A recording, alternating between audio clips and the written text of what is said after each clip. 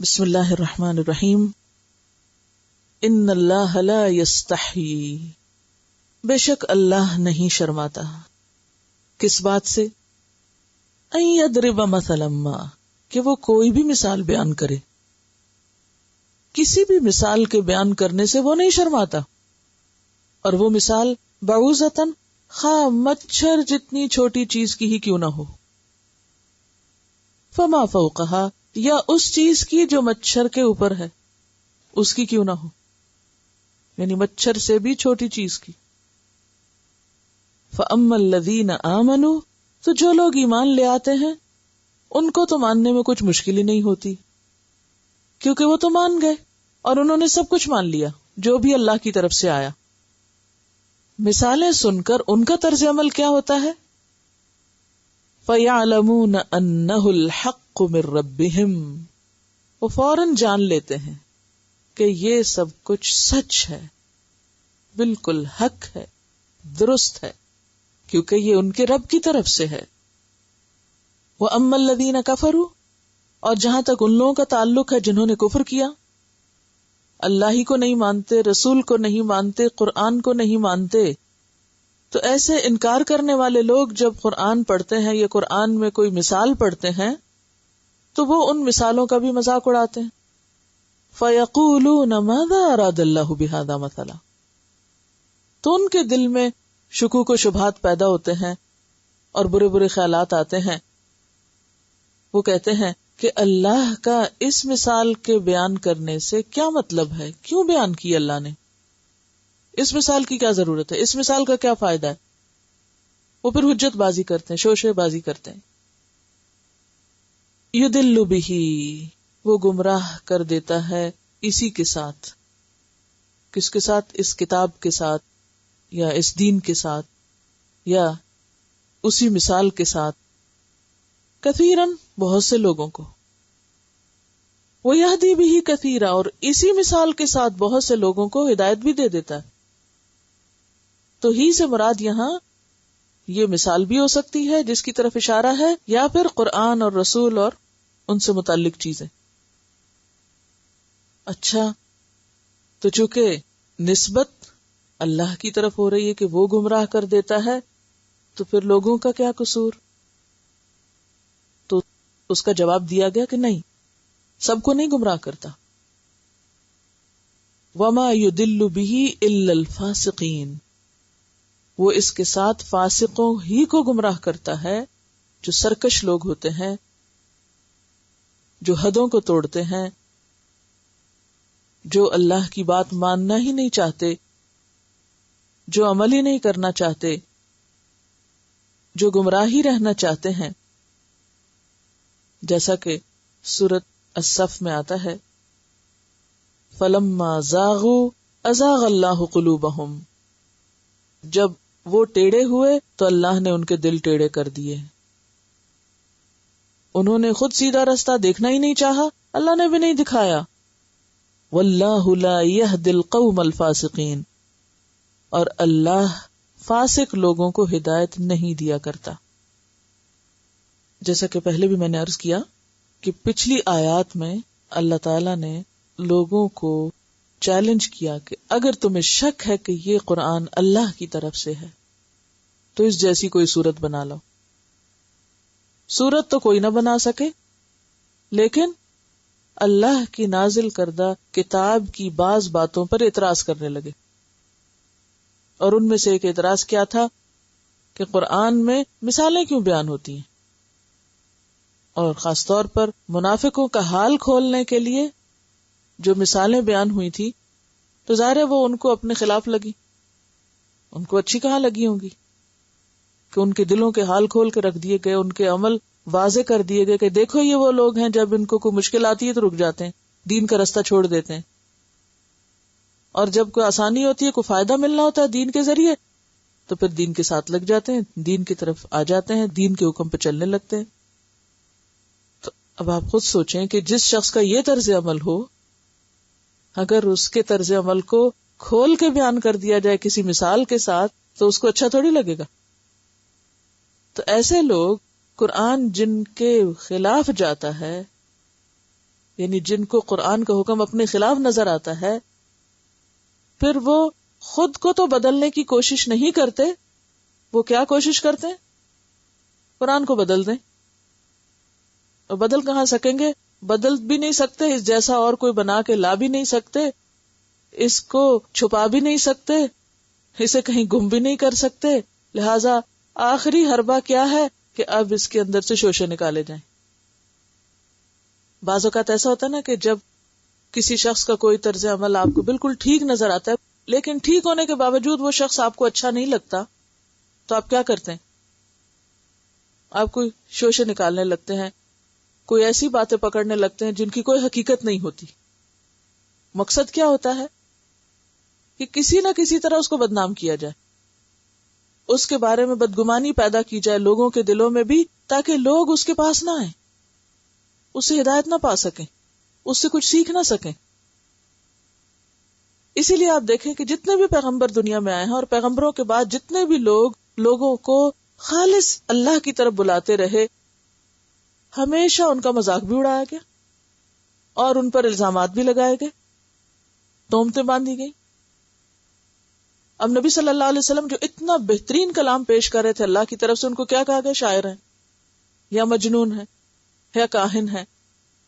حالانکہ ان میں سے کوئی ایک خطاب ایسا نہیں تھا جو آپ کے اوپر چسپاں ہو سکتا تھا، کیونکہ سب اپنی آنکھوں سے دیکھ رہے تھے کہ آپ میں جنون کی کوئی کیفیت ہے ہی نہیں. سب کھلی آنکھوں سے دیکھ رہے تھے کہ آپ 40 سال تک کبھی شعر نہیں کہتے رہے، اور نہ ہی یہ قرآن شاعری کے معیار پہ آتا ہے، یہ تو اس سے بہت بلند ہے.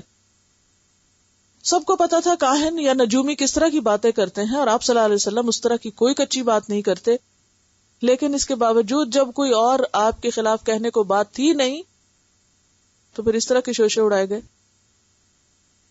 تو یہ شروع سے لوگوں کا طریقہ رہا ہے کہ جس دلیل کا ان کے پاس کوئی جواب نہ ہو، جس بات کا کوئی توڑ نہ ہو، جس چیز میں کوئی خامی ثابت نہ کر سکے، پھر اس کی ہنسی اڑایا کرے، اس کے اوپر کوئی بیکار کی بات چسپاں کیا کرے.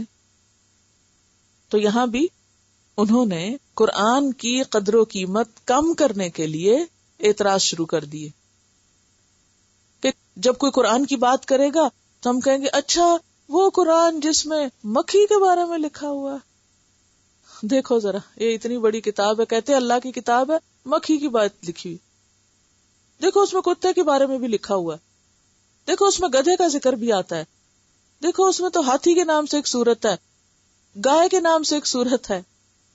کہہ سکتے ہیں نا لوگ، بظاہر دیکھنے کو تو یہ بات بالکل صحیح لگتی کہ ہاں واقعی یہ سب کچھ ہے قرآن میں، لیکن کسی نے یہ بھی سوچا کہ کیوں ہے یہ سب کچھ، کس کانٹیکسٹ میں کہا گیا، کتے کا حال کس کے اوپر چشمہ آتا ہے اور گدھا کس کو کہا گیا، ہاں، اور ہاتھی والوں کے ساتھ کیا ہوا تھا، اور گائے جس کی لوگ پوجا کرتے تھے اس کو جب ذبح کیا گیا تو پھر کیا نتیجہ نکلا.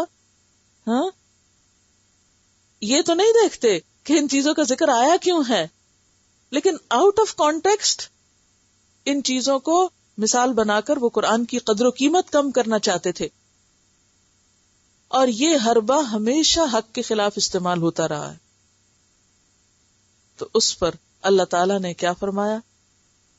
ان اللہ لا یستحی، اللہ بالکل نہیں شرماتا، اللہ کو کوئی جھجک نہیں، ان یضرب مثلا، کہ وہ کوئی بھی مثال بیان کرے، مثلا ما، کسی بھی قسم کی کوئی مثال بیان کرتے ہوئے اللہ تعالیٰ بالکل نہیں جھجکتا، اور نہ ہی اس کی شان میں یا اس کے کلام کی شان میں کوئی فرق آتا ہے، ہرگز نہیں.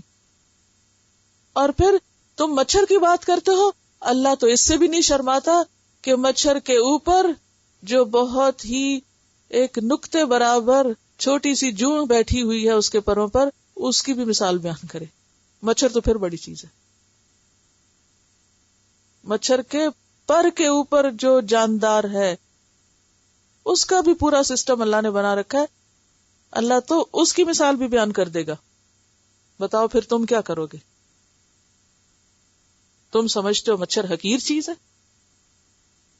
یا اس کے اوپر بیٹھی ہوئی چیز حقیر ہے؟ یہ تمہیں حقیر نظر آتی ہے اگر تم جانتے کہ مچھر کیا چیز ہے یا مکھی کیا چیز ہے یا مکھی کے کیا کام ہے. قرآن پاک میں شہد کی مکھی کا ذکر بھی آتا ہے اور گندی مکھی کا ذکر بھی آتا ہے، لیکن اگر آپ صرف ایک مکھی کا جو کام ہے یا کارنامہ ہے اور جو کچھ وہ بناتی ہے شہد کی شکل میں اگر تم دیکھ لو تم حیران ہو جاؤ. تم نے دیکھا ہی نہیں اے لا علم لوگو، نا سمجھ لوگو، تمہیں پتہ ہی نہیں کہ یہ حقیر سی مخلوق تمہارا کیسا کام خراب کرتی.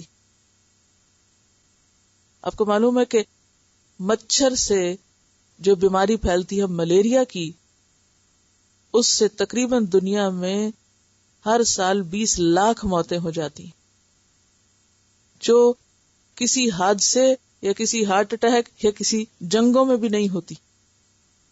یہ اتنی حقیر سی مخلوق ایسی تمہارے لیے جان لیوا ثابت ہوتی ہے. تو گویا اللہ کی یہ ایک مخلوق جو بظاہر حقیر نظر آتی ہے دراصل بہت زبردست طاقت رکھتی ہے. مچھر کہنے کو تو معمولی چیز ہے، لیکن یہ قدرت کے منیچرائزیشن آرٹ کا ایک اعلیٰ نمونہ ہے. مچھر رات کے اندھیرے یا روشنی میں اپنے مقررہ ہدف تک پہنچنے کے لیے پرواز کی اعلیٰ صلاحیتوں سے لیس ہوتا ہے. ان کے 4 پر ہوتے ہیں. یہ ریشمی پر انتہائی ہلکے مگر بے حد مضبوط ہوتے ہیں. ان پروں میں خون کی نالیوں کا جال پھیلا ہوتا ہے جو انہیں کھولنے اور بند کرنے کے لیے مطلوبہ ایندھن فراہم کرتی ہے. ان پروں کی وجہ سے مچھر آگے کی سمت اڑتے اڑتے پیچھے کی سمت بھی اسی تیزی سے پرواز کر سکتا ہے. اللہ نے اسے 4 ٹانگیں عطا کی ہیں جن کے ذریعے مچھر براہ راست اپنے شکار پر لینڈ کرتا ہے. مچھر کس طرح اپنے شکار پہ پہنچتا ہے؟ اس مقصد کے لیے قدرت نے مچھر کے منہ کے آگے 2 حساس آلے پیلپس لگائے ہیں یا نصب کیے ہیں. یہ آلے ہمارے جسم میں کیمیائی اجزاء کو محسوس کر لیتے ہیں اور سانس کے ذریعے خارج ہونے والی کاربن ڈائی آکسائڈ کو سونگھتے ہوئے مچھر کو اس کے شکار تک پہنچاتے ہیں. رات کے اندھیرے میں وہ انہی آلات کی مدد سے ہماری جلد پر پھیلی ہوئی خون کی باریک نالیوں میں سے کسی ایک نالی کو خون پینے کے لیے منتخب کر لیتا ہے. مچھر خون نہیں پیتا، خون صرف مچھر کی مادہ پیتی ہے تاکہ انسانی خون سے پروٹین حاصل کر سکے، اور اس کے پیٹ میں موجود انڈے اسی پروٹین سے نشو و نما حاصل کرتے ہیں. مچھر کی آنکھ میں 6 کونے والے ہزاروں عدسے ہوتے ہیں جو مچھر کو کسی بھی چیز کے لاتعداد زاویوں اور رنگوں سے آگاہ کرتے ہیں. اب آپ دیکھیے کہ مچھر خون چوستا کیسے ہے. سب سے پہلے وہ اپنے ہونٹ کے ذریعے صحیح جگہ کو تلاش کرتی کہ مجھے کہاں ڈنگ لگانا ہے. یہ بالکل ایسے جیسے انجیکشن لگانے کا مرحلہ ہوتا ہے نا، کہ خاص طور پر اگر رگ کے اندر لگنا ہو تو وہ ٹٹول کے دیکھتے ہیں اچھا کہاں سوئی ڈالنی. اچھا پھر اس کے بعد کیا ہوتا ہے کہ اس کے جو جبڑے ہیں اگلے وہ اتنے شارپ ہوتے ہیں جیسے چاقو ہوتا ہے، اور اس کو آگے پیچھے کر کے کھال کاٹتا ہے. وہ آپ کی سکن کو کٹ کرتی ہے. پھر ایک شیٹ کے اندر اس کا ڈنگ ہوتا ہے، وہاں سے نکال کے وہ کٹی ہوئی جگہ کے اندر ڈالتی ہے. ٹھیک ہے، اور بلڈ ویسل تک پہنچ جاتا ہے اس کا ڈنگ. وہاں سے پھر وہ سرنج کی طرح خون سک کر لیتی. اچھا اب آپ دیکھیں کہ جو انسانی بلڈ ویسل ہوتا ہے اگر اس کو تھوڑا سا بھی کوئی نقصان پہنچے تو فوراً دماغ تک وہ جاتا ہے اس کا اثر، اور وہاں سے ایک خاص کیمیکل جسم ریلیز کرتا ہے جو فوراً اس رگ کو بند کر دیتا ہے. اسی لیے خون پھر بہتا نہیں، خون رک جاتا ہے. لیکن اب مچھر جب اس کے جبڑے اس کو کاٹ بیٹھتے ہیں اور وہ خون نکلنے کے قریب ہوتا ہے تو ڈنگ اندر ڈالنے سے پہلے وہ جم کیوں نہیں جاتا؟ وہاں وہ ایک خاص قسم کا کیمیکل چھوڑتا ہے. جی، اس کا بندوبست یعنی کیمیکل ویپن کے ذریعے وہ اس کا مقابلہ کرتا ہے. یعنی ایک طرح سے کیمیکل وار ہے یہ. اور پھر وہ انسانی جسم کو اس قابل نہیں چھوڑتا کہ وہ خون کو آنے نہ دے جتنا اس کو چاہیے. جتنا چاہیے وہ اس کو سک کر لیتا ہے، خون کو جمنے نہیں دیتا. اور چونکہ وہ کیمیکل جو وہاں چھوڑتا ہے اس کے اندر انزائم ہوتا ہے جس کی وجہ سے ہماری جلد ذرا سولن ہو جاتی ہے اور خارش کھجلی ہوتی ہے. اسی لیے وہ بعد میں سرخ سپاٹ رہ جاتا ہے. یہ جو سرخ سپاٹ مچھر کے کاٹنے سے ہوتا ہے یہ اس کے جبڑوں کے آرے کے چیرنے اور اندر ڈنگ ڈالنے اور اس پہ کیمیکل چھوڑنے اور یہ سارا حملہ ہوتا ہے آپ کے اوپر باقاعدہ، جس کا آپ کے پاس کوئی جواب نہیں ہوتا. آپ اس کو پکڑنا چاہتے ہیں، اس کے پاس اتنی آنکھیں ہیں اور اتنے چاروں طرف وہ دیکھتا ہے ڈفرنٹ اینگل سے کہ وہ بھاگ جاتا ہے، اس لیے مچھر کو پکڑنا بھی آسان نہیں ہوتا. اور اتنا معمولی جانور ہونے کے باوجود آپ دیکھیں کہ 20 لاکھ لوگ تقریباً مر جاتے ہیں ملیریا سے. فما فوقہا کے اوپر اب بات ہوگی. فما فوقہا کیا چیز ہے؟ آج صبح میں اس کا ترجمہ مختلف جگہوں سے چیک کر رہی تھی کہ مختلف مترجمین نے ترجمہ کیسے کیا ہے. تو کسی نے لکھا ہے جو اس سے بڑھ کر ہے، جو اس سے آگے ہے، جو اس سے کم ہے. کسی نے کم کا معنی کیا، کسی نے زیادہ کا کیا. حالانکہ فوق از اپ، یعنی اوپر، جیسے تحت نیچے ہے نا، فوق اوپر ہے کہ جو مچھر کے اوپر ہے. مچھر کے اوپر ایک چھوٹی سی جوں بیٹھتی ہے اس کے پر کے اوپر، ٹھیک ہے، یعنی جس کو آپ مچھر کی جوں کہہ سکتے، پیراسائٹ ہے وہ. اچھا، یہ پیراسائٹ جو نقطے برابر ہوتا ہے، اس کا بھی پورا سسٹم ہے اپنا، ریسپریٹری اور ڈائجسٹو اور سرکولیٹری پورا سسٹم ہے اس چھوٹی سی جوں کا. فما فوقہا، جو مچھر کے اوپر ہے. اور اللہ نہیں شرماتا کہ وہ اپنی کسی بھی مخلوق کا بیان کرے، خواہ وہ مچھر ہی کیوں نہ ہو. تم سمجھتے ہو مچھر کو معمولی چیز ہے، حقیر چیز ہے. دیکھو مچھر کس طرح تخلیق ہوتا ہے اور کس طرح وہ انسان کے اوپر حملہ آور ہوتا ہے اور کس طرح وہ اپنا کام کر لیتا ہے اور کس طرح وہ لاکھوں انسانوں کی موت کا سبب بھی بن جاتا ہے.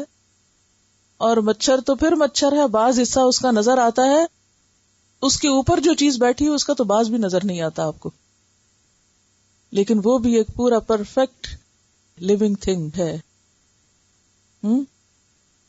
اور کس طرح اس کا بھی پورا سسٹم ہے. اللہ کو اس چھوٹی جوں کی مثال بیان کرتے ہوئے بھی کوئی جھجک نہیں ہے، کیونکہ وہ اس کی کریشن ہے.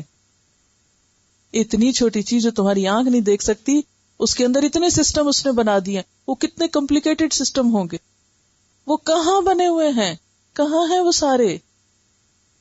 سوچئے ذرا، یعنی منیچرائزیشن کا وہ جو آرٹ ہوتا ہے، کیا آرٹ ہوتا ہے بندوں کا. اللہ تعالیٰ نے اتنی چھوٹی سی چھوٹی چیز میں اپنے پورے سسٹم ڈال دیے ہیں جس کے سامنے انسان بالکل عاجز ہے. تو قرآن معجزہ ہے، تو اسی طرح قرآن کے اندر جو کچھ بیان ہوا وہ بھی ایک معجزہ ہے. تو اتنی زبردست چیز بنانے والا بھلا کیوں شرمائے کہ وہ اس کی مثال بیان کرے، اس کی یا اس سے بھی چھوٹی کسی چیز کی. ٹھیک ہے، تم سمجھتے ہو کہ اللہ کی بنائی ہوئی چیزوں میں سے کچھ بیکار ہے؟ نہیں، کوئی چیز نکمی قدرت کے کارخانے میں. ہر چیز کا ایک مقام ہے. آپ کو معلوم ہوگا کہ کینیڈا میں ایک علاقے میں جب مچھروں کو بالکل ختم کر دیا گیا تھا تو اس سے اس علاقے میں ایسی بیماری اور ایسی مشکل پیدا ہوئی کہ انہیں دوبارہ لا کے بریڈ کرنا پڑا اور وہاں مچھروں کو چھوڑنا پڑا. تو بات یہ ہے کہ تم سمجھتے ہو کہ اللہ کی بنائی ہوئی چیزیں حقیر ہیں، یا ان کی اگر کوئی مثال قرآن میں دے دی جائے تو یہ کوئی فضول بات ہو گئی؟ ہرگز بھی نہیں. یہ تم کم علم ہو، کم عقل ہو، اسی لیے تم یہ شوشے بازی کرتے ہو. کیونکہ فَأَمَّا الَّذِينَ آمَنُوا، جو تو ایمان والے ہیں، فَيَعْلَمُونَ، وہ جانتے ہیں، وہ بصیرت رکھتے ہیں، أَنَّهُ الْحَقُّ مِن رَبِّهِمْ، کہ یہ بات بالکل سچ ہے، یہ مثال بالکل سچ ہے، یہ قرآن بالکل سچ ہے، قرآن کا بھیجنے والا بالکل حق ہے. جیسا کہ وہ تہجد کے وقت جو دعائیں پڑھی جاتی ہیں ان میں جو اللہ کی حمد و ثنا بیان کی جاتی تو اس میں ہر چیز کے حق ہونے کا ہم اظہار کرتے ہیں نا. تو یہاں پر بھی کیا فرمایا کہ ایمان والے خوب جانتے ہیں یہ بالکل سچ اور حق ہے، من ربہم، ان کے رب کی طرف سے. جو بھی بات بیان کی گئی ہے وہ رب کی طرف سے ہے. وَأَمَّا الَّذِينَ كَفَرُوا، اور جو مانتے نہیں، انکار کرنے والے ہیں، انہی کی سمجھ میں کچھ نہیں آئے گا، وہ کم عقل لوگ ہیں. فَيَقُولُونَ، وہ کہتے ہیں، ماذا اراد اللہ بہذا مثلا، اس مثال سے اللہ کا کیا ارادہ تھا. ہمیں تو سمجھ میں نہیں آتا کہ یہ مثال بیان کیوں کی گئی. اسی لیے پہلے بھی میں نے عرض کیا تھا کہ اللہ والے جب قرآن کی کوئی مثال سمجھ نہیں پاتے تھے تو روتے تھے کہ اللہ کی بیان کی ہوئی مثالیں تو کافروں کو سمجھ نہیں آتی، انکار کرنے والوں کو سمجھ نہیں آتی، بے عقل لوگوں کو سمجھ نہیں آتی، ایمان والوں کو تو خوب سمجھ آتی ہیں. تو کسی کا قرآن پر یہ اعتراض کرنا، یہ اعتراض کے انداز میں کہنا کہ یہ بات کیوں کی گئی، تو اپنی عقل کو کوسو، اللہ پر اعتراض مت کرو، اللہ پہ شکوہ مت کرو. اسی لیے اللہ تعالیٰ فرماتے ہیں کہ یضل بہ کثیرا ویہدی بہ کثیرا. اللہ اسی قرآن کے ساتھ، انہی مثالوں کے ساتھ بہت سے لوگوں کو بھٹکنے کے لیے چھوڑ دیتا ہے.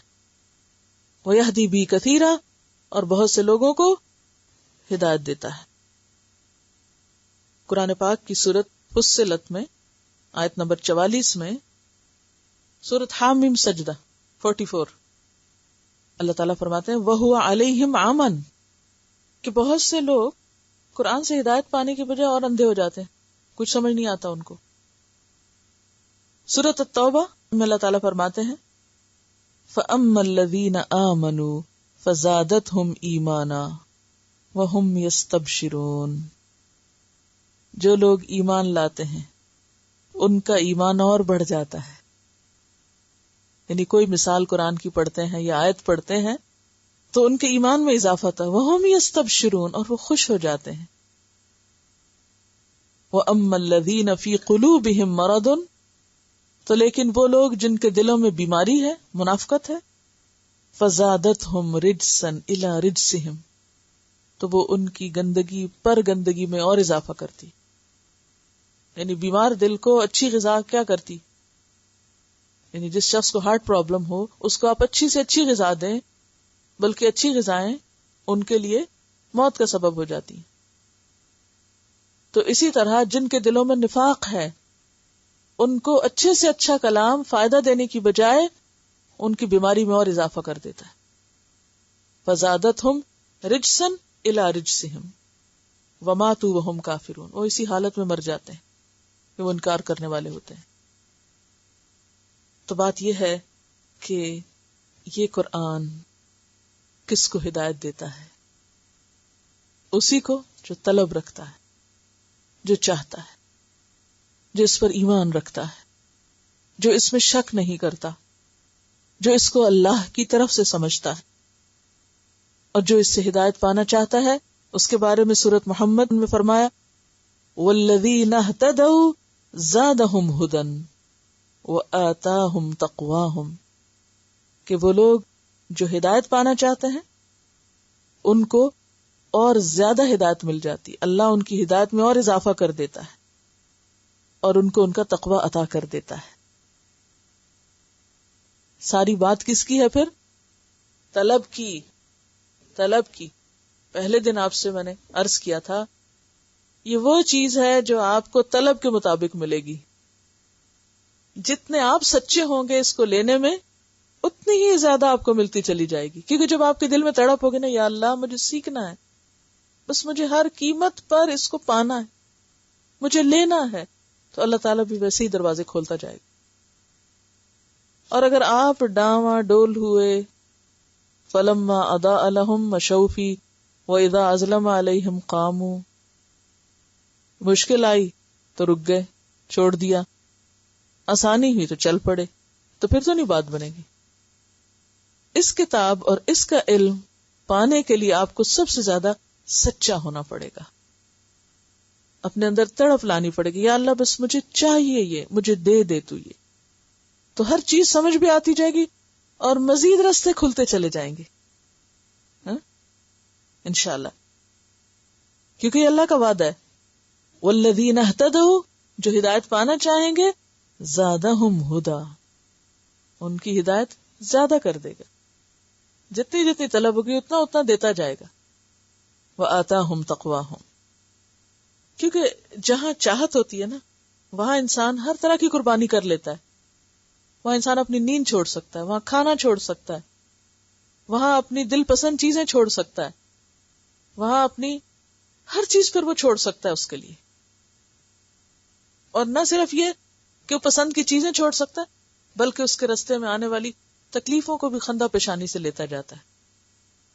ان کی بھی پرواہ نہیں کرتا، ان پر بھی وہ ہائے ہائے نہیں کرتا، کیونکہ سب سے قیمتی چیز ہے نا اس زمین پر یہ. ویسے تو سب کچھ اللہ کا بنایا ہوا، وہ مخلوق ہے اللہ کی، لیکن یہ اللہ کا کلام ہے. ہر چیز کریشن ہے، لیکن یہ کریشن نہیں ہے، یہ اس کا کلام ہے. اس کا کلام کوئی معمولی چیز نہیں ہے یہ. یعنی اس زمین پر جتنی بھی چیزیں آپ کے سامنے، ان سب میں بہترین چیز ہوا خیر مما یجمعون، یہ اللہ کا کلام ہے. اب اگر اس سے کم چیزوں کے پیچھے تو ہم بھاگیں، یہ بھی مل جائے، وہ بھی مل جائے، وہ بھی مل جائے، اور اس کی پرواہ نہ کریں، اس کو پیٹ پیچھے ڈال دیں، اچھا جب وقت ملے گا زندگی میں کر لیں گے، تو پھر کیسے ملے گا؟ یہ پھر نہیں ملتا نا، پھر وہ پیچھے سے پیچھے چلا جاتا ہے، پھر رہ ہی جاتا ہے، پھر خالی ہاتھ ہی جاتے ہیں آگے. قیمتی چیزیں یہ تو سونے چاندی سے بہتر ہے، مال و دولت سے بہتر ہے، دنیا کی ہر چیز سے بہتر. جو اس کی قدر پہچانے گا اور جو اس کی طلب رکھے گا، اللہ اس کے لیے ضرور راستے کھولے گا. اسی لیے کیا فرمایا؟ یضل بہ کثیرا ویہدی بہ کثیرا، بہت سے لوگوں کو اسی کتاب کے ذریعے وہ راستے دکھاتا ہے، ہدایت دیتا جاتا ہے. وما یضل بہ الا الفاسقین، اور وہ اگر گمراہ کرتا ہے تو نافرمان لوگوں کو، جو اس کو ریجیکٹ کر دیتے ہیں، جو اس کو چھوڑ دیتے ہیں، جو اس کو الگ کر دیتے ہیں، انہی کو پھر بھٹکاتا ہے. کیونکہ بات یہ نا کہ جو ریجیکٹ کر دیں، رد کر دیں، چھوڑ دیں، اس کو ترجیح نہ دیں اور چیزوں کو دیں، پھر وہ کیوں دے ان کو؟ سورۃ فصلت آیت 17 میں اللہ تعالیٰ فرماتے ہیں وَأَمَّا ثَمُودُ فَهَدَيْنَاهُمْ، سمود کو ہم نے ہدایت دی تھی، ہم نے ان کو راستہ دکھایا تھا. فَاسْتَحَبُّوا الْعَمَىٰ عَلَى الْهُدَىٰ، تو انہوں نے ہدایت پر اندھا رہنے کو ترجیح دی. انعمت علیہم بننے کی بجائے ضالین بننا پسند کیا، علم کے راستے پہ آنے کی بجائے لا علم رہنا پسند کیا. نہیں پتہ ہی نہ ہو تو بہتر ہے، اندھیرے میں ہی رہیں، نہ پتہ ہوگا اور ہم بہانہ کر دیں گے پتہ ہی نہیں تھا.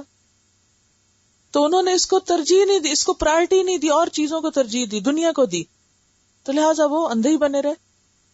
تو یاد رکھیے 4 سبب سے ہدایت ملتی ہے. اب ہم یہ نہیں کہہ سکتے اللہ نہیں ہدایت دیتا، اللہ بہت سو کو دیتا ہے، لیکن کس کو دیتا ہے اس کے لیے 4 چیزیں ضروری ہیں. نمبر 1، قرآن اور سنت سے مضبوط تعلق، کیونکہ نبی صلی اللہ علیہ وسلم نے فرمایا ترکت فیکم امرین لن تدلوا ما تمسکتم بہما، میں تم میں 2 چیزیں چھوڑ کے جا رہا ہوں، ہرگز نہیں گمراہ ہوگے، ضالین میں نہیں شامل ہوگے جب تک تم ان دونوں کو مضبوط پکڑ کے رکھو گے. تو ہدایت پانے کے لیے سب سے پہلی چیز قرآن و سنت کو مضبوط پکڑنا، اس میں حجتیں اور شوشے نہیں نکالنا، بلکہ اس کو لے لینا، اٹھا لینا.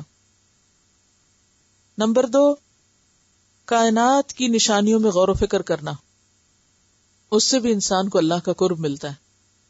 آنکھیں بند کر کے نہیں چلنا، جیسے قرآن پاک میں آتا نا کہ کتنی ہماری نشانیاں جو بکھری ہیں اور بہت سے لوگ ان سے منہ موڑ کے چلے جاتے ہیں، دیکھتے ہی نہیں، نہ آسمان دیکھتے ہیں، نہ زمین دیکھتے ہیں، نہ ستارے دیکھتے ہیں، نہ درخت دیکھتے ہیں، دیکھتے ہی نہیں چیزوں کو اللہ کی. تو قدرت کی نشانیوں کو دیکھنا عبادت ہے، غور و فکر عبادت ہے، کیونکہ اس سے اللہ کی محبت دل میں آتی اور اس سے دل کھلتا ہے، ہدایت ملتی انسان کو، یا وہ سبب بن جاتے ہیں. جیسے آپ کو معلوم ہے نا حضرت ابراہیم علیہ السلام نے جب ستارہ دیکھا تو کہا یہ میرا رب ہے، پھر کہا نہیں یہ نہیں رب ہو سکتا ہے، تو ڈوب گیا، رب ڈوب نہیں سکتا. چاند دیکھا، پھر کہا نہیں، پھر سورج دیکھا یہ تو سب سے بڑا، پھر کیا کہا یا اللہ اگر تو مجھے ہدایت نہیں دے گا تو میں تو ضرور گمراہ ہو جاؤں گا. پھر اللہ نے دے دی نا. تو جو شخص بھی کائنات میں غور و فکر کرتا ہے وہ اپنے رب کو پانے کی کوشش کرتا ہے، اللہ اس کے لیے رستے کھول دیتا ہے. اور جو پھیلی ہوئی کائنات ہے یہ ہم سب انسانوں کے لیے ہدایت کا ایک ذریعہ بنی ہوئی ہے، کیونکہ عالمین ہے نا، یہ بنانے والے کی پہچان کرا رہی ہے. تیسری چیز دعاؤں کی کثرت. جہاں اٹکیں، جہاں بھٹکیں، جہاں پھسلیں، فوراً مانگے اللہ سے، اللہ مجھے تو پتہ ہی نہیں تو کیا چاہتا ہے، مجھے وہ بتا جو تو چاہتا ہے۔ اور چوتھی چیز ہے نیک لوگوں کی مجلسیں، مجالست الصالحین، علم کی مجلسیں، دین کی محفلیں، اچھے لوگوں کے پاس بیٹھنا، ایسی جگہوں کو وزٹ کرنا، دیکھنا، ایسے لوگوں سے ملنا۔ جیسے آپ دیکھیں کہ یہاں پر کتنی مسجدیں ہیں، کیسے کیسے سپیکرز آتے ہیں، کیسے کیسی کانفرنسز ہوتی ہیں، لیکن بہت سے لوگ پرواہ نہیں کرتے، جاتے ہی نہیں۔ وہ اسی چکر میں پڑے رہتے ہیں کہ آنے والا کس ملک سے آیا ہے، کیا بولتا ہے، کیا کرتا ہے، کوئی تعصبات، کوئی ادھر ادھر کی باتیں۔ جگہ تو موجود ہے نا، پتہ بھی ہوتا ہے کہاں کہاں کیا ہو رہا ہے، نہیں تو پتہ کرنا چاہیے، خود بھی اور بچوں کو لے کے پہنچنا چاہیے۔ لیکن ہم صرف غفلت سے کام لیتے، اچھا پھر چلے جائیں گے نا، ابھی تو یہ مصروفیت ہے، بس اپنی من پسند کی پارٹیز ہو رہی ہیں، کھانا پینا ہو رہا ہے، سیر تفریح ہو رہی ہے۔ کبھی ایسی بھی تو سیر تفریح ہو نا کہ جس میں کچھ سیکھنے کو ملے۔ جب ہم ایسی مجلسوں میں جائیں گے ہی نہیں، جب مسجد میں جائیں گے ہی نہیں، جب کسی علم کی مجلس میں بیٹھیں گے ہی نہیں، جب کسی علم والے کو سنیں گے ہی نہیں، کہاں سے رستہ مل سکتا ہے؟ نہ خود قرآن کھولتے ہیں، نہ کائنات کو دیکھتے ہیں، نہ مانگتے ہیں، نہ ایسی مجلسوں میں جاتے ہیں، تو پھر کہتے ہیں اللہ ہی ہدایت نہیں دیتا ہمیں، اللہ ہی نہیں چاہتا ہم سیدھے ہوں، وہ چاہے گا تو ہمیں رستہ دکھا دے گا، آپ خود کچھ بھی نہ کرو تو وہ زبردستی تھوڑی دے گا۔ ہدایت وہ چیز ہے جو طلب کرنے سے ملتی ہے، جس کا تعلق چاہت سے، آپ کی چاہت دیکھی جاتی ہے۔ تو اللہ فاسقوں کو ہدایت نہیں دیتا۔